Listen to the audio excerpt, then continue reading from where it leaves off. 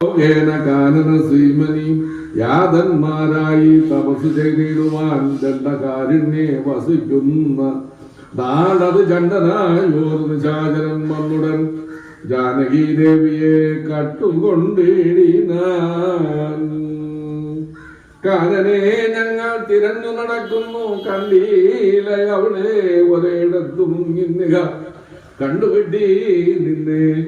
നീ ആരടോ സഖേ ചൊല്ലുക എന്നതു കേട്ടോരു മാരുതി ചൊല്ലിനാൻ കോപ്പിത്തൊഴുതു കുതൂഹലാൽ. സുഗ്രീവനാകിയ വാനരേന്ദ്രൻ പർവ്വതാഗ്രേ വസിക്കുന്നിതത്ര രഘുപതേ. മന്ത്രികളായി ഞങ്ങൾ 4 പേരുണ്ടല്ലോ, സന്തതം കൂടെ പിരിയാതെ വാഴുന്നു. അഗ്രജനാകിയ ബാലി കവീശ്വരൻ ഉഗ്രൻ നാട്ടിക്കളഞ്ഞിടിനാൻ തമ്പിയെ.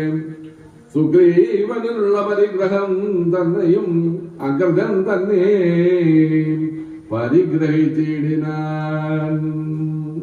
ഋഷിമൂകാചലം സങ്കേതമായി വന്നു വിശ്വാസമോടിരിക്കുന്നത് ആത്മജൻ.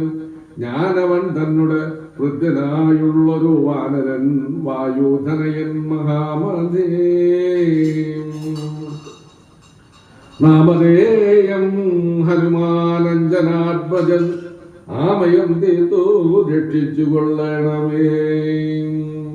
സുഗ്രീവനോട് സഖ്യം ഭവാനുണ്ടെങ്കിൽ നിഗ്രഹിക്കാം, ഇരുവർക്കും വരികളെ വേല ചെയ്യാം. അതിന് ആവോളമാശു ഞാൻ, ആലംബനം മറ്റെനിക്കില്ല ദൈവമേ. ഇതം തിരുമനസിംഗിൽ എഴുന്നള്ളുക ഉത്സാഹമെല്ലാം അകലും ദയാനിധേ എന്നുണർത്തിച്ചു. നിജാകൃതി കൈക്കൊണ്ടു നിന്നു തിരുമുമ്പിലം മാറുമാരുതി. ഓകമമ സ്കന്ധവേദിടുവിൻ നിങ്ങൾ, ആകുലഭാവം അകലെ കളഞ്ഞാലും. അപ്പോൾ ശബരിതൻ വാക്കുകളോർത്തു കണ്ട് ഉൾപ്പല നേത്രനും അനുവാദവും ചെയ്തു. ശ്രീരാമലക്ഷ്മണന്മാരെ കഴുത്തിൽ അമ്മാരങ്ങെടുത്തു നടന്നിതു മാരുതി. സുഗ്രീവ സന്നിധോ കൊണ്ടു ചെന്നിടിനാൻ.